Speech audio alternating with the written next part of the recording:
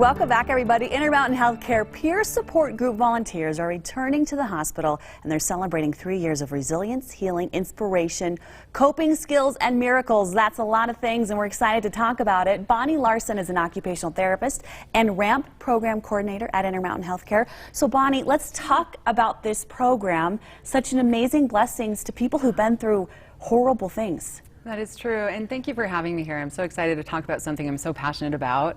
The RAMP program has been 3 years in the making, and we have supported people after traumatic events, after spinal cord injury and brain injury, stroke, and amputation. So you can imagine that we're thrilled to have them back. And it's peer-to-peer, so it's people who have been through something, maybe not the same, but something traumatic as well. Right, exactly. And it really is important because when COVID hit, everything shut down. There were no visitors, and it was something that we were so excited to continue to, to do in a virtual capacity. And we support current patients in 4 different ways. So we have that one-on-one support. It went virtual. Then we do groups. That also went virtual. And then we also do social events, which was kind of put on hold for a minute. And then we also do community outings, such as therapy outings, and then also we partner with nonprofit local groups, such as Wasatch Adaptive Sports, and that was something that we were thrilled to continue through the pandemic because we couldn't allow the RAMP volunteers inside, but we could go out, and we could do it in a safe, socially distant manner with masks and everything like that.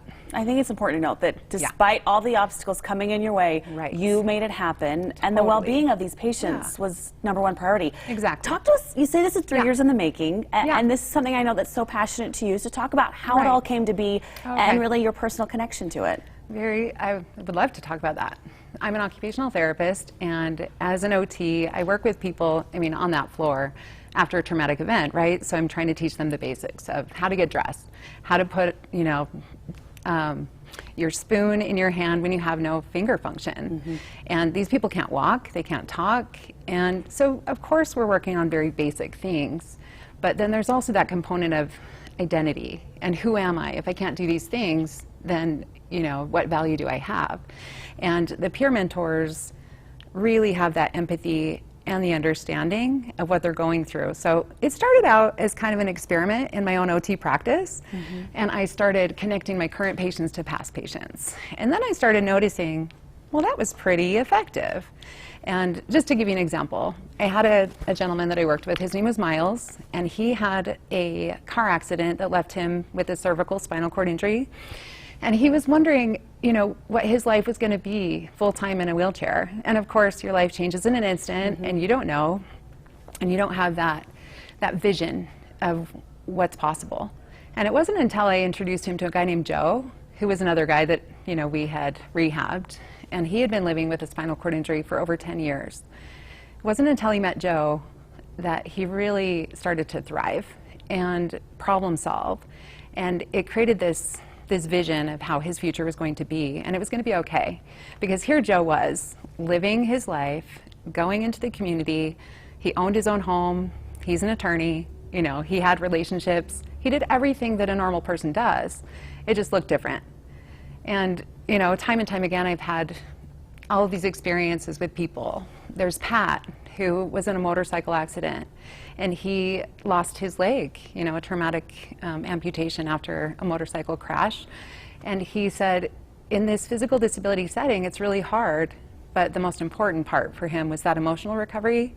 And as OTs, we're very equipped to address those things. And you can teach all you want, but until you meet someone that is also going through that, you can't fully understand. And Miles and Pat and Joe, they're all peer mentors now. And I'm speaking from a healthcare perspective here, of course, but I understand it from a personal standpoint because my mother was hit by a drunk driver when I was 16. And, so I definitely learned that it's scary unless you know what you're dealing with. And so, it's, I'm getting a little choked up here, but it's really important to have that connection of community. And people with disabilities are 50% less likely to access things that like exercise. And we have a really important community here where we have access to the mountains and we have adaptive sports all around us. And people are more likely to be depressed, after a traumatic event. So just having that connection is so important. You're helping to fix that on so many different levels. Yeah. Bonnie, this is such an important program, and we're so It happy is. for all the success that you and Intermountain have had in 3 years. So celebrations all around, and so glad you're also back inside with the patients. Yes. No more virtual. I know, we're done with that. We're done with that. Bonnie, thanks so much for joining us. We really appreciate it. And if you want to learn more about just another great group of Intermountain, go to our website, abc4.com. We'll be right back. Thanks, Emily.